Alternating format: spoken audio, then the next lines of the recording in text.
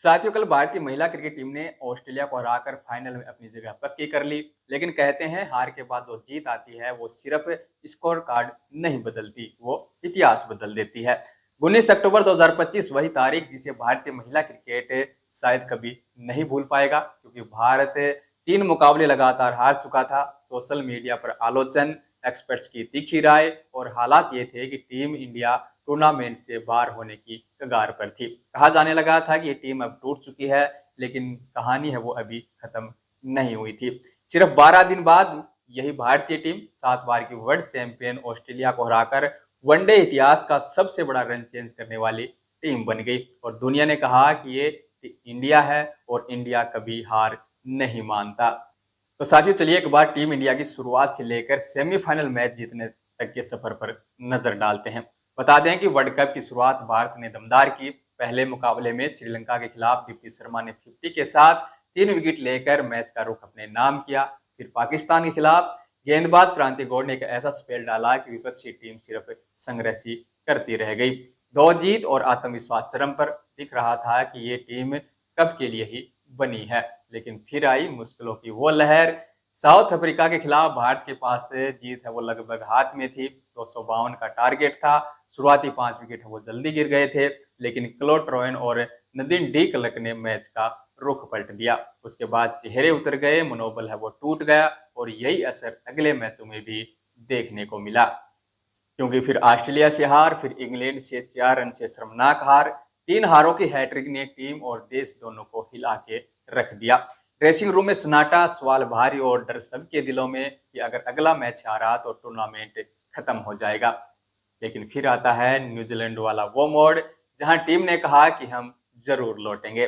New Zealand के खिलाफ स्मृति मंधाना और युवा स्टार प्रतिका राव ने सिर्फ रन नहीं बनाए बल्कि उम्मीद जगाई। दोनों के शतक, कुल 340 रन और भारत ने ये जीत दर्ज कर दी।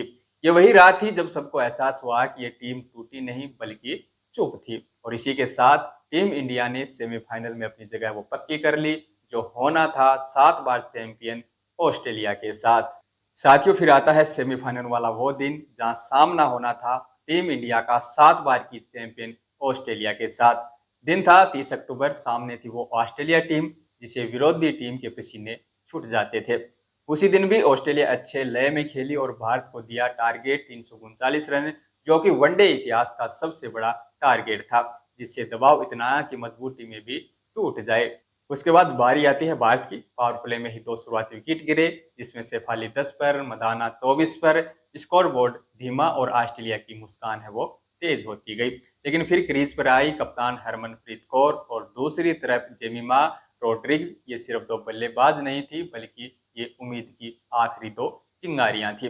धीरे धीरे हवा वो बदलती गई। दोनों ने शुरुआत में सिर्फ सिंगल डबल लेकर खेल को संभाला और वक्त के साथ चौके आते गए और साझेदारी 100 पार, फिर 150 पार और फिर 160 पार। लेकिन इसी बीच हरमन 89 पर आउट हो गई और मैच एक बार फिर अस्थिर हो गया। लेकिन जेमिमा अभी भी 83 रन पर क्रीज पर टिकी हुई थी, लेकिन उनका भी कैच छुटा। एलबीडब्ल्यू से बची, रन आउट से बची और एक बार तो दौड़ते हुए जमीन पर भी गिर गई थी। कंधे भारी थे, सांस तेज थी, लेकिन आंखों में सिर्फ एक वाक्य था कि ये मैच हमें जिताना है। फिर दीप्ति आउट हो गई और उसके बाद ऋचा भी आउट हो गई और दबाव है वो फिर लौटता चला गया।